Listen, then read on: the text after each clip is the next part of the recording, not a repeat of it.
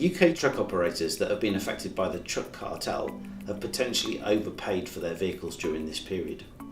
This is their opportunity without risk to finance or their business to get compensation.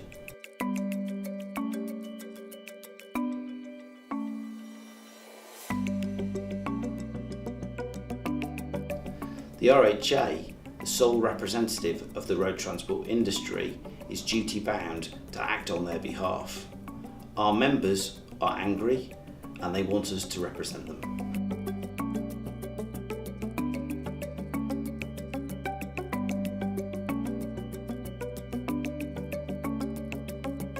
As loyal customers to the manufacturers, it does make us angry, yeah, because we like the products, we like the vehicles to do a job, specific job for us, but we don't want to be paying inflated prices fixed by a cartel.